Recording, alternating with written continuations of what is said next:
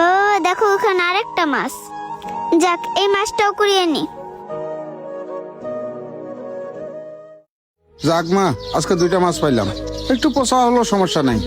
মা এগুলা বাসায় নিয়ে গিয়া ভালো করে পাক করলে দেখবা এই পচা মাছের স্বাদ পাল্টা যাবে। বাবা বাবা অনেকদিন ধরে তো মাছ খাই না, আজকে এই দুটো মাছ ভালো করে রান্না করবা, পেট ভরে ভাত খাবো। বাবা কতদিন ধরে যে মাছ দিয়ে ভাত খাই না।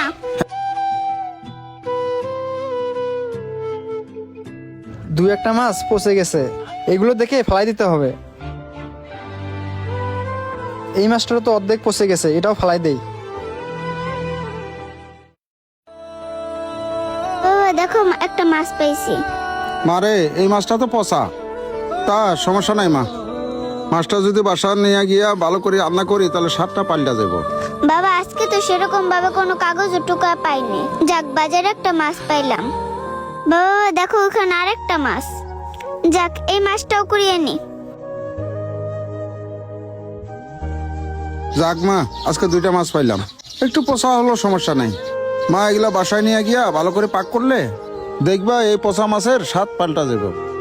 বাবা বাবা অনেকদিন ধরে তো মাছ খাই না, আজকে এই দুটো মাছ ভালো করে রান্না করবা, পেট ভরে ভাত খাবো। বাবা কতদিন ধরে যে মাছ দিয়ে ভাত খাই না। হ্যাঁ রে মা, তুমি ঠিক বলছো। আজকে ভালো করে রান্না কইরা পেটটা ভইরা ভাত খাবো। মা মাছগুলো তাহলে ব্যাগে রাইখা দেই। আরে কাকা, আপনি এগুলো কি করতেছেন? এই পচা মাছগুলো নিতেছেন কেন? ওগুলো মাছ তো পচে গিয়ে অনেকটা নষ্ট হয়ে গেছে, সেগুলো মাছ উঠাই নিতেছেন কেন? এইখানে অনেক ভালো মাছ আছে, এইখান থেকে কিছু মাছ কিনে নিয়ে যান। ওগুলো তো পচা মাছ। হ্যাঁ বাজান, একটু পয়সা গেছে, তাতে কোনো সমস্যা নাই। এগুলো আমরা বাসায় নিয়ে গিয়া ভালো করে রান্না করলে স্বাদ পাল্টায় যাইব। বাজান রে, পচা হোক, একটু যে মাছ খাইতে পারবো এইটাই তো আমাদের কপাল। কি বলবো বাজান, এখন যে মাছের দাম, আমাদের মতো গরিবদের মাছের আশেপাশে তো যাওয়ার দূরের কথা, মাছ কেনার কোনো সামর্থ্যই নেই আমাদের। আচ্ছা কাকা, আপনি করেন কি? বাজান, আমি আর আমার মেয়ে রাস্তাঘাটে আমরা বোতল টোকাই। সারাদিন যে বোতলগুলা টোকাই আমরা, সেগুলো বিক্রি করে আমরা করে টাকা পাই। কাকা, সেগুলো বিক্রি করে কি আপনার সংসার চলে? না রে বাজান, সেভাবে চলে না। আজকাল যে বাজারের দাম, আর কি বলবো বাবা, আজকালকাল তো সেই রকম বোতল টোকাইও পাই না। আর আজকে সেরকম একটা বোতলও টোকাইতে পারিনি। আজকে যে কয়টা বোতল টোকাইয়া পাইছি, সেগুলো বিক্রি করে সামান্য কয়টা টাকা পাইছি। আচ্ছা কাকা, আপনার পরিবারে কে কে আছে? আমার পরিবারে আমি আর আমার মেয়েই আছে, আর কেউ নেই বাবা। কেন কাকা, কাকি কোথায়? বাবা রে, ও যখন ছোট ছিল তখন ওরে রাইখা ওর মা মারা গেছে। এখন আমার পরিবারের আমি আর ওই আছি বাবা। বাবা রে, আমি অনেক টেনশনে থাকি আমার এই মা মরা মেয়েটা নিয়ে। কবে জানো আমি ওর মার মতো আমিও চলে যাই। তাই মেয়েটা নিয়ে আমি অনেক টেনশনে থাকি রে বাজান। আচ্ছা কাকা, সকাল থেকে আপনারা কিছু খাইছেন? না রে বাজান, সকাল থেকে সেরকম কোনো খাওয়া দাওয়া হয় নাই। বাজান, আজকে যে মাছগুলো টোকায় পাইছি, এগুলো আমরা বাসায় নিয়ে গিয়া রান্না করে খাবো। আর এই দেখেন বাজান, আজকের বাজার।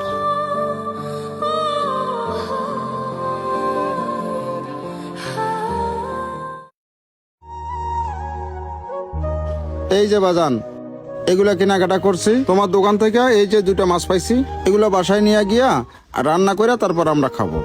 কাকা, আপনি যে সারাদিন বোতল টোকান, সেই টাকা কি সংসারের পিছনে খরচা করেন নাকি কিছু জমায় রাখেন? বাজান, সারাদিন যে আমরা বোতলগুলো টোকাই, সেগুলো বিক্রি করে যত টাকা পাই, সেখান থেকে কিছু টাকা রাইখা দেই ঘর ভাড়ার জন্য। বাজান রে, প্রতিদিন সাদা ভাত খাইতে আর ভালো লাগে না। তাই তো আমি তোমার দোকানের ফেলে দেওয়া এই পচা মাছ 2টা আমি টোকাই নিছি। আচ্ছা কাকা, একটু দাঁড়ান।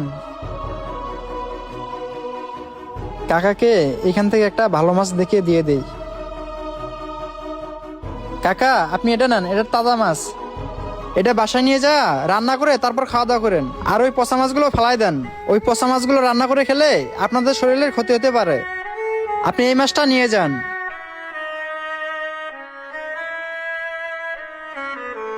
বাজান রে, এই মাছের টাকা তো আমার কাছে নেই।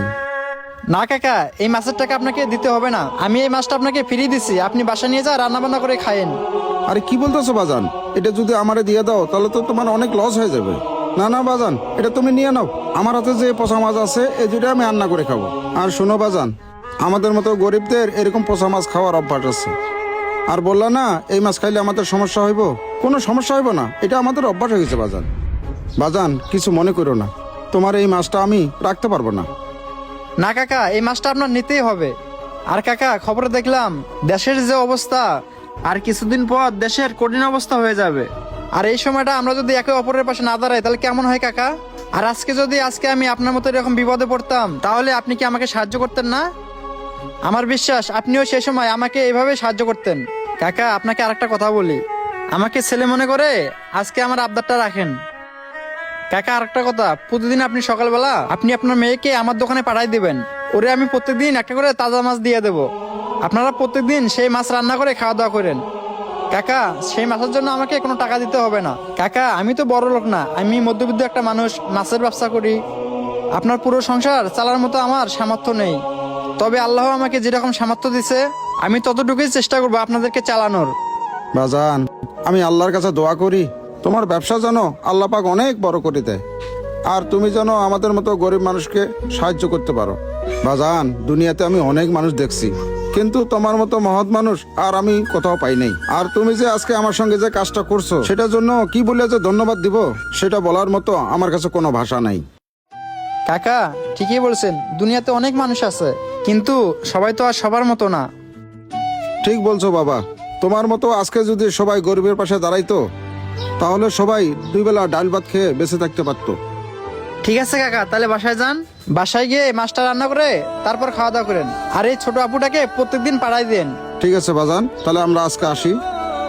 আমাদের বর্তমান সমাজে এরকম অনেক বাবারাই আছে, তারা চাইলেও কিনা তাদের সন্তানের মুখে। তো বন্ধুরা, আজকের ভিডিওটি কেমন হয়েছে অবশ্যই কমেন্টের মাধ্যমে জানাবেন। ভালো লাগলে শেয়ার করতে ভুলবেন না। ধন্যবাদ সকলকে।